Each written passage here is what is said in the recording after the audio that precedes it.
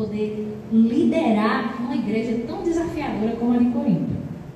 Porque o contexto cultural que tinha naquela cidade, que existia naquela cidade, fazia com que aquela igreja fosse uma igreja complicada. Isso era um desafio para a comunidade cristã, né? Para a igreja, que buscava viver a sua fé perante uma sociedade.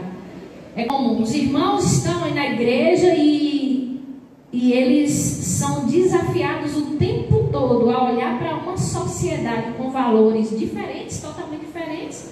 Trazendo para os nossos dias, a gente vê que esse é o nosso caso hoje. A igreja, ela tem N desafios para ela poder manter sua fé viva e inabalável. Porque quando a gente olha para o mundo, a gente vai ver que os valores são totalmente inversos.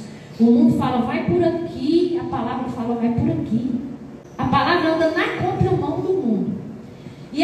E essas diferenças que existiam levavam essa igreja a ter divisão, a ter contendas. E era desafiador demais para Paulo poder liderar a igreja de Corinto. Porque, como eu disse, irmãos, era uma igreja onde tinha os dons, mas não tinha maturidade, não tinha equilíbrio, não tinha amor. E eu falo isso baseado em 1 Coríntios capítulo 13, onde Paulo vai falar do amor. E Paulo está exortando essa igreja. Ele está dizendo, eu poderia falar a língua dos anjos. Qual é a língua dos anjos? O dom de línguas. Eu poderia falar a língua dos anjos, mas se eu não tivesse amor, não adiantaria de nada. Paulo, ele está combatendo, está dizendo, ele, em outras palavras, Paulo está dizendo, vocês têm os dons, mas não têm o dom do amor. Então era uma igreja que tinha os dons, mas não tinha sabedoria, não tinha maturidade, não tinha aprofundamento na palavra.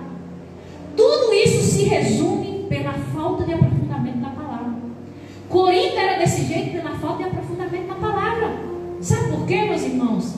Porque não justifica só o fato. É porque eles sempre viveram esse tipo de cultura. É porque era uma cidade difícil, era uma cidade onde o pecado era à torta e à direita. Ué? E daí?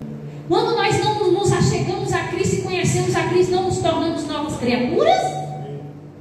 O desafio está aí, não justifica. A justificativa aqui é falta de aprofundamento na palavra, porque a palavra ela nos limpa, a palavra ela nos transforma. Se Corinto agia desse jeito, se a igreja de Corinto era dessa forma, é porque faltava aprofundamento na palavra.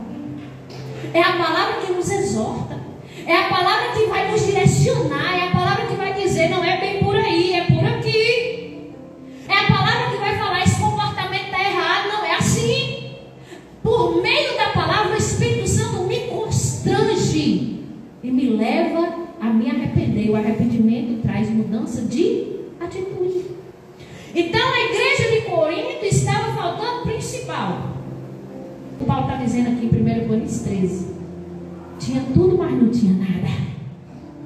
Ter dom, mas não ter amor, não vale de nada.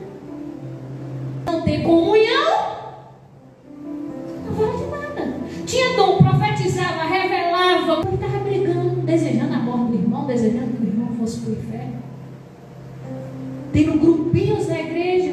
Então o contexto de Corinto, irmãos, é esse aqui. É uma igreja que deu muito trabalho para Paulo. É uma igreja que, quando você vai ver cada capítulo da carta de Paulo, você vai ver que Paulo tem que exortar, tem que corrigir mesmo a igreja duramente. E Paulo está falando no capítulo 10 de vivermos para a glória de Deus, de pensarmos no nosso próximo. Eu quero dizer para os irmãos que não existe uma coisa distante da outra. Viver para a glória de Deus é pensarmos também no nosso próximo. Vermos o verdadeiro evangelho é também pensar no nosso próximo. Não existe uma coisa desassociada da outra. Quando uma coisa está desassociada da outra, é religião e não evangelho.